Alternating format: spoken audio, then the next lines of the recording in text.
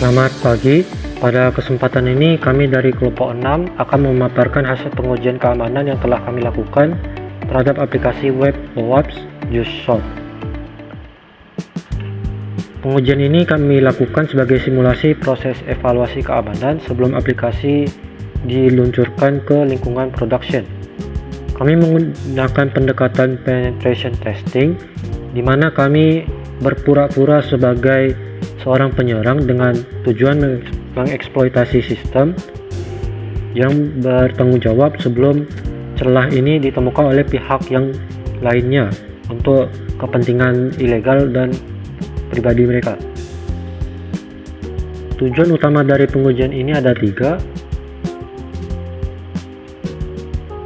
Yang pertama ada untuk mengidentifikasi celah keamanan yang berpotensi dieksploitasi, kemudian memastikan tidak ada pihak yang tidak bertanggung jawab yang bisa mencuri akses ilegal atau mencuri data, dan memberikan rekomendasi perbaikan sebelum aplikasi masuk ke tahap production.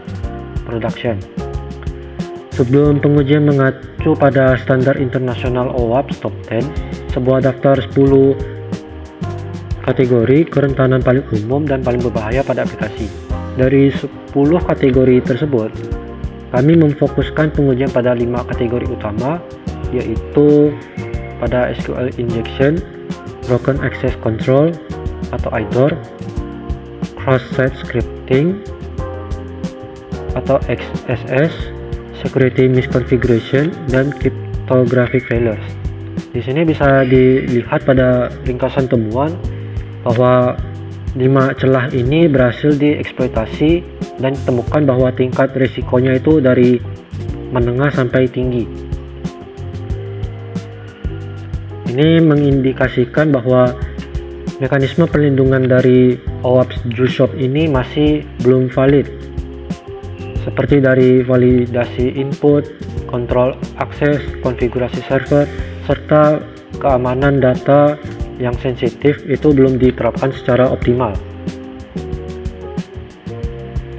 Perlu kami tegaskan, kondisi ini itu dapat menimbulkan dampak yang serius, apalagi aplikasi langsung diterapkan tanpa perbaikan terlebih dahulu. Dampaknya itu mencakupi 3 hal utama, itu seperti bocornya rahasiaan data pengguna, kemudian terganggunya integritas sistem, dan rusaknya reputasi perusahaan.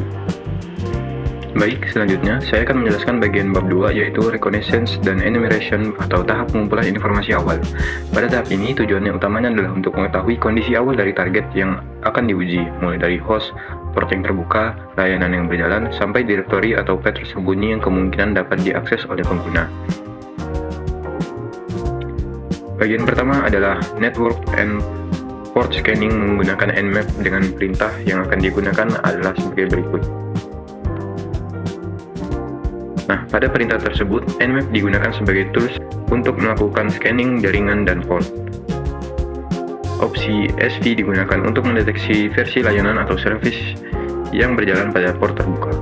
Kemudian, DN digunakan agar Nmap menganggap host aktif tanpa melakukan ping discovery. Lalu, P8006 berarti proses scanning hanya difokuskan pada port 8006 dan 103.179.56.134 adalah alamat IP target yang ingin diuji. Dari hasil pemindaian, host target terdeteksi aktif dengan latensi sekitar 1,2 detik. Hasil scanning menunjukkan bahwa terdapat satu port yang terbuka, yaitu port 8006 TCP dengan status open. Untuk servicenya, Nmap menampilkan keterangan WPL Analytics. Artinya, layanan tersebut belum dapat diidentifikasi secara pasti oleh Nmap. Dari respon HTTP server, ditemukan bahwa aplikasi yang berjalan adalah OWASP JuiceShop. Hal ini terlihat dari respon halaman yang menampilkan title OWASP JuiceShop, serta server juga mengembalikan respon HTTP 1.1.200 OK. Jadi dapat disimpulkan bahwa port 8006 TCP menjalankan aplikasi web OWASP JuiceShop pada pemindaian ini. Informasi sistem operasi server belum terdeteksi karena perintah yang digunakan hanya memakai opsi SV, bukan opsi O atau A. Setelah mengetahui port dan layanan yang berjalan, tahap berikutnya adalah directory boosting. Tahap ini dilakukan untuk menemukan directory atau path tersembunyi pada aplikasi web target.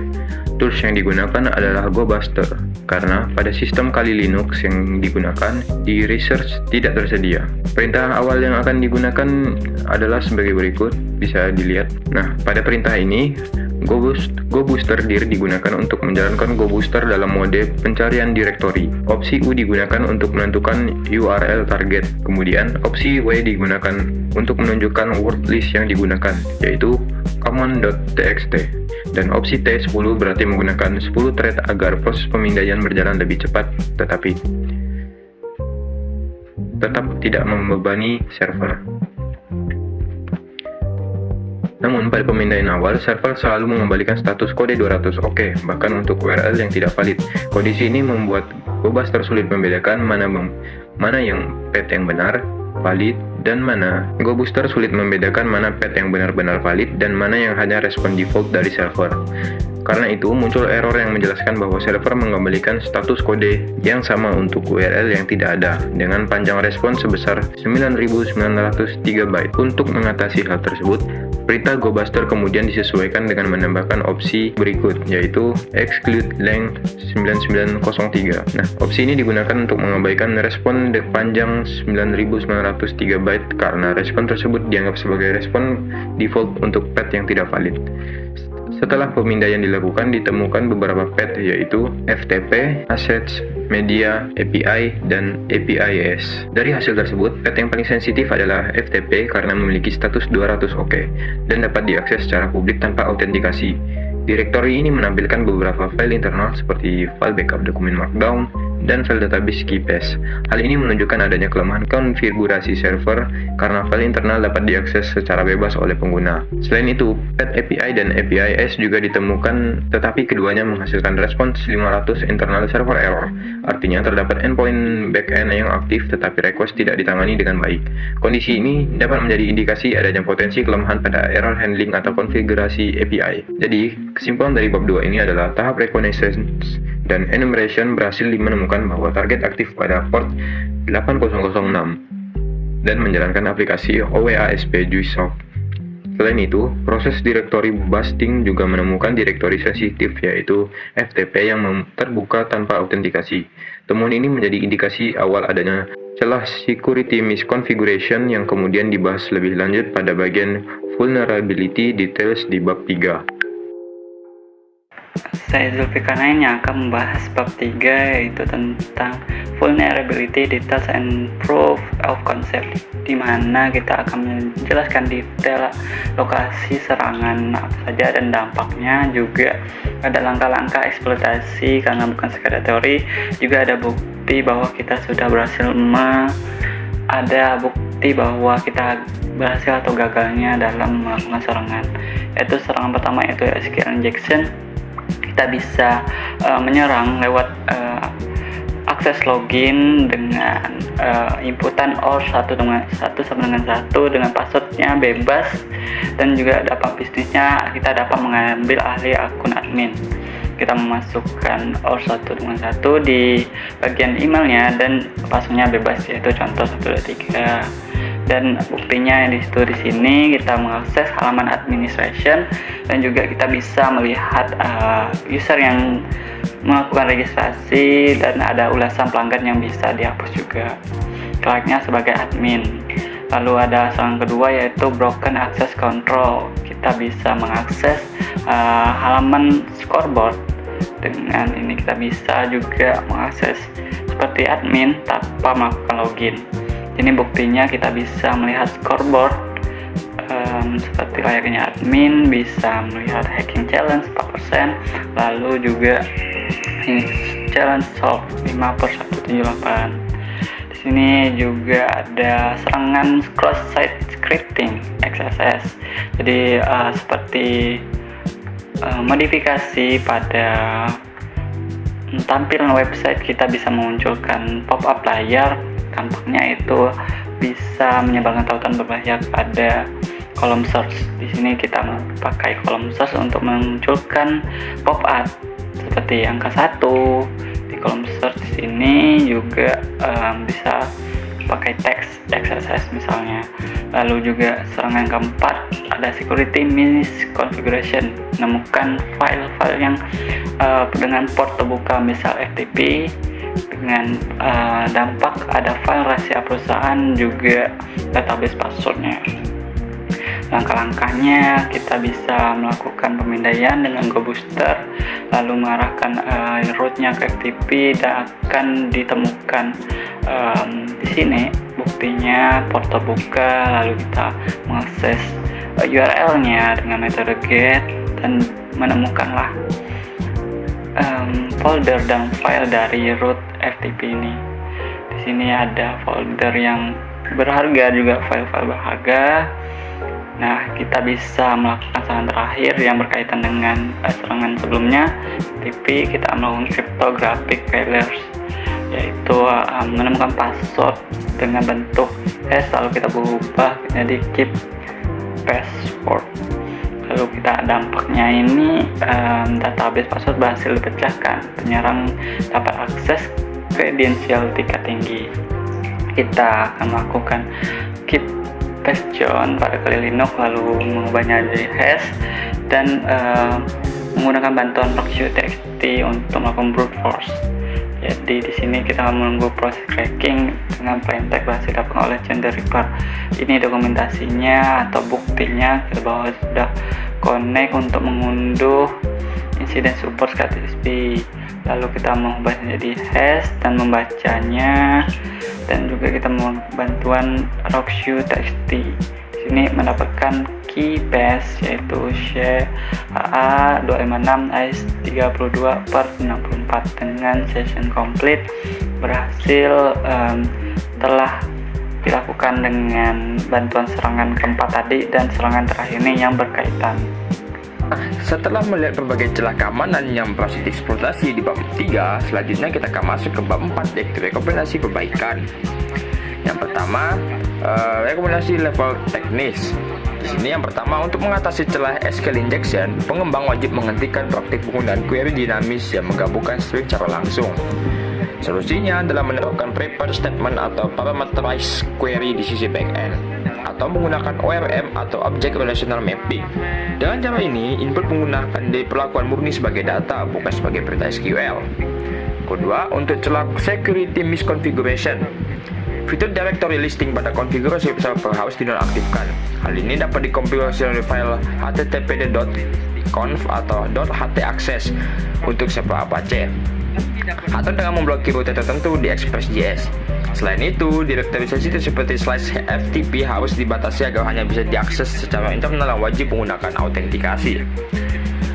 Kemudian untuk celah cryptographic failures, sistem harus mewajibkan penggunaan kata sandi yang panjang dan rumit, minimal 12 hingga 16 karakter untuk semua akun maupun file yang tak enkripsi.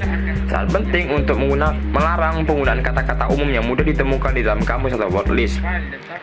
Kemudian masuk ke rekomendasi level tata kelola. Yang pertama, pihak manajemen disarankan untuk segera mengimplementasikan siklus Secure Software Development Lifecycle atau Secure SDLC dalam proses pengembangan aplikasi. Kedua, perusahaan perlu mengadakan jadwal pelatihan secure coding secara rutin bagi seluruh tim developer agar kesadaran akan keamanan semakin meningkat. Dan yang terakhir, perusahaan diwajibkan melakukan penetration testing independen secara berkala, setidaknya setiap 6 bulan sekali. Pengujian ini harus dijadikan standar wajib sebelum aplikasi atau pembaruan fitur dirilis ke lingkungan production. Oke, kita langsung masuk ke bab 5, bab kesimpulan dan referensi. Jadi berdasarkan hasil penetration testing yang kami lakukan ke aplikasi OWASP dengan target yang diuji, dapat disimpulkan bahwa aplikasi ini memiliki tingkat risiko keamanan yang tinggi dan belum layak dilakukan di lingkungan production, dengan alasan harus diperbaiki terlebih dahulu. Dari 5 kategori kerentanan OWASP, top 10 yang kami uji, seluruhnya berhasil ditemukan dan dieksploitasi. Yaitu yang pertama ada SQL injection, ada broken access control, ada cross-site scripting, dan ada security misconfiguration, dan juga cryptography failures. dan kami temukan yang paling kritis adalah SQL injection, dikarenakan celah ini memungkinkan untuk penyerang masuk sebagai administrator tanpa menggunakan kredensial yang sah. Nah, selain itu ditemukan juga proses directory sensitif seperti /ftp yang dapat diakses secara publik dan berisi file internal, termasuk file database, KeyPass, di mana hal ini menunjukkan bahwa konfigurasi server dan juga pengolahan data sensitif masih belum diterapkan dengan baik. Nah, dalam proses ini kami ada referensi yang pertama ada OWASP Foundation 2021, ada yang kedua juga OWASP Foundation juga, Just Shop Project, dan juga yang terakhir ada Mitre Corporation. Dan kami juga menggunakan beberapa tools. Yang pertama ada InMap, di mana InMap ini digunakan untuk port scanning. Yang kedua ada Gbuster dengan versi 382, digunakan untuk directory busting. Dan yang ketiga ada Firefox ESR, ini untuk eksploitasi manual. Yang keempat ada KeyPass to John, di mana digunakan untuk mengekstrak hash dari file KeyPass tadi. Terus John the Ripper digunakan untuk proses password cracking. Dan ada Kali Linux sebagai sistem operasi pengujian, dan juga RockUTXT sebagai word list. Oke, demikian presentasi dari kelompok kami. Terima kasih untuk Bapak atau Ibu dosen ataupun teman-teman kelas yang memperhatikan ataupun melihat video ini. Kami menyadari bahwa penyusunan laporan ini belum menyampaikan secara keseluruhan dan juga pasti ada kekurangannya. Kami sangat menerima saran atau kritik dari dosen, teman-teman. Sekian dari kami. Terima kasih dan selamat pagi.